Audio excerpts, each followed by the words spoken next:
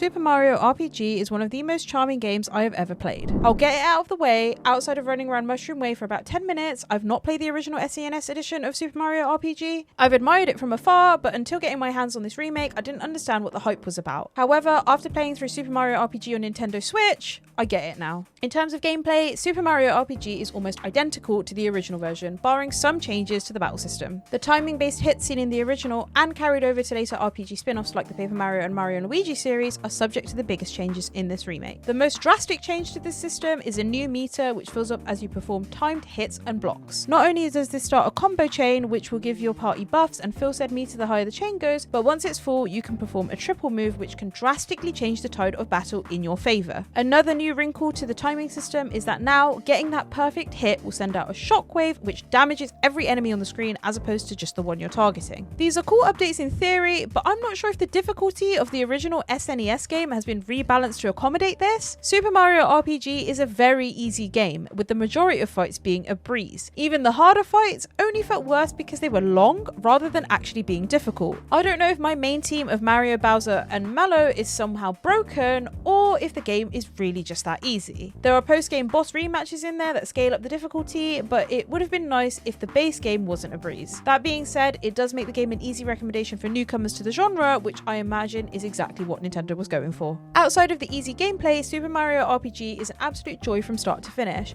In a year where Pikmin 4 was released, I'm shocked that any game would be able to match that level of charm, but Super Mario RPG is a surefire contender. Everything from the way the characters look in a stubby art style, from the animation, the dialogue, and Yoko Shimomura's phenomenal soundtrack is just wonderful. I'm not even kidding when I say my favourite part of the game is the level up screen, which has all of the party do a little jig in celebration of whoever just leveled up. Mallow and Gino are excellent additions to the Mario canon, both as unique party members and memorable characters. Both of them have their own compelling storyline to carry them through this adventure, even more so than the familiar faces themselves. This is just as much their game as it is Mario, Peach and Bowser's. Even the side characters, like the absolute troglodyte that is Booster and the Axum Rangers, are far more memorable than most RPG bosses. This is mainly down to the sharp writing and humour, I would say. New to the Nintendo Switch release are some full-blown cutscenes which are used sparingly throughout the adventure. These are typically used to introduce party members and bosses, but the best use of them is during the aforementioned triple moves. Each 3-member lineup of the party has their own unique triple move which comes with its own gorgeous animation to boot. Plus it means you get to see more of Mallow, who is just the peak of just a wee guy character design. I say that using air quotes because this was written by Scott McCrae, our freelance news writer, who is Scottish, and I'm sure this would sound much better in his accent than mine,